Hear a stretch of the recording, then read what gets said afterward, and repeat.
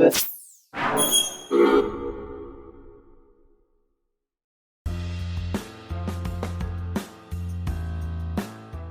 guess we'll go back to the beginning. How did you get interested in prosthetics? I knew nothing about it, to be honest with you. My high school shop teacher is who introduced me to this in a way. I'm from Lincoln, Nebraska, a small town out west, and I liked building things. I knew I was going to college.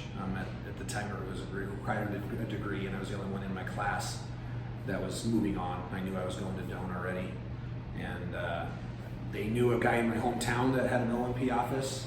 And they said, "Hey, would you be willing to come back and do this?" And I just kind of shrugged it off and went to Doane, got my psychology degree, and learned pretty quickly that that's not necessarily what I wanted to do, and called my high school shop teacher back and said, "Give me that guy's name again." And then I ended up actually getting in touch with a process here in Lincoln that I volunteered for and became a technician with 20 years ago now. So, and once I started doing the technical side of things, learning how to build and fabricate, I was hooked. I love building stuff. I build cabinets and furniture.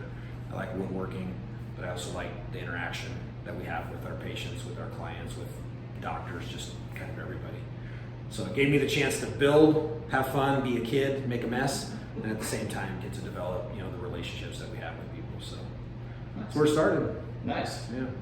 All right, so tell me a little bit about LinLab and what makes LinLab different than other companies. Quite a bit. I mean, it's just the way that we're set up is fairly unique.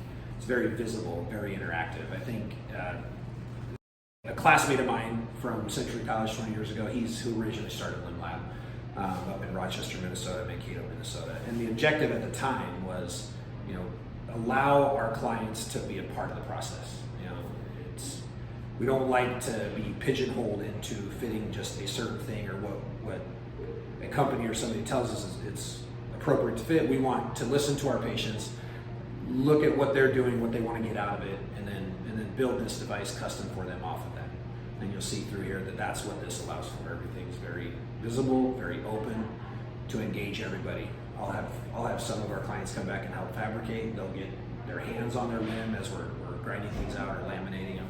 So it's just cool to kind of connect that, in a patient room to in the lab to what they're going to use the device for. So now, with the other locations, do they have this similar design? All pretty close, yes. Okay. I mean, that is our objective when it's all said and done. We're not a big company by any stretch of the matter, but we're all about finding the right type of people, the right clinician that fits into that community, that's a part of that community, and then we set up that office conducive to that. So all of them are very open, very inviting in that sense, and we try to find a location that's a great location within the community that's easy for people to get to and be involved with. So.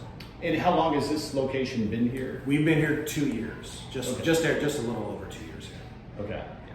And was it in a different location before, or is that when? Nope, this is the first one in Lincoln. Yeah. Okay. So our parent office, if you will, is Rochester, Minnesota.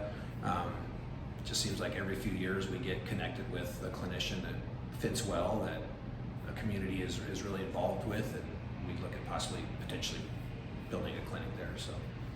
Yeah, just hearing that it's Rochester, Minnesota, do you guys have a good relationship with the Mayo Clinic? Yeah, is that how it kind of started there? We do a lot with them.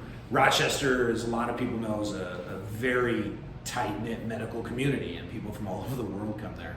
And all of their locations in Scottsdale. That's why we opened one of our offices in Scottsdale, is the relationship we have with those groups. So yeah, it's right downtown in Rochester. It's within a block or two of Mayo Clinic that you can just walk over to. So nice. Yeah. So with prosthetics, what are some of the biggest challenges that you guys face on a daily basis? The biggest challenge that I think everyone would agree on is just connecting the medical need for a device, what's most appropriate for an amputee, to make sure that they're getting a high quality of life and being able to do the things they want to do, and then getting their insurances generally to reimburse it. That's number one. The nice thing about it is if things are documented correctly, physicians and everybody are communicating well, it's generally not that big of an issue. It's a challenge everybody speaks of, but it really hasn't been much of a challenge for how we practice and how we go about doing things. Nice. So what do you think the future, I guess we'll talk about the future of Limb Lab first, and then after that, maybe the future of prosthetics in general, kind of where the industry I think is going. the industry's ever changing. If you look back, from when I got into this profession nearly 20 years ago to where it is now, just the technology is the big one. The things we're seeing in lower limb prosthetics as well as upper limb prosthetics, it's just kind of neat to see how all of the 3D printing, the microprocessors, and how all of that can be tooled and put into a device that people can benefit from and use. That's the cool part, and I think that's just going to continue to get better. I think then on top of that, just integrating the systems to communicate well with each other so that the physicians, the therapists, us, the patient, with so much cloud-based stuff and portals that all these places have, we should all be able to just log into a system or a device and talk to my clinician. I can ask him a question, I can shoot him a text via something, and it's one way I think that you'll see a big change. That's definitely what we're trying to do as Limb Lab. So to piggyback onto that, that's something we're doing as Limb Lab, is creating platforms for our clients, our physicians, our therapists to have immediate access to us, because so much of what people want is immediacy. They want things to happen quickly, and we want to help with that. We want to make sure we're bridging that gap as fast as we can, and we're creating a platform to do that. Interesting, yeah, because thinking about when something goes wrong with my leg, I want to get in touch with somebody right away, as fast as possible. Yeah, so. And I try very hard. I mean, for me, this is personal. Yes, it is a job, but at the same time, my clients, my amputees that I work with, all have pretty much immediate access to me. They can text me, they can ask me a question, shoot me a picture of something if something's wrong. Hey, can we fix this, remedy it? And that's one way to do it. But I think there has to be a better way to do that. So we'll get there. We're getting there. All right. Really, that's all the questions I have. Is there anything else you want to let us know about? Not necessarily, no. It's just fun to get people in our facilities to kind of just see what we're about. We are very new. As old as the industry is, and you look at all of the other companies that are out there, we're definitely trying to separate ourselves from what others are doing. And we're doing a very good job at it. And it's great to have people like you in here to get to see it firsthand and kind of experience it that way. So it's exciting.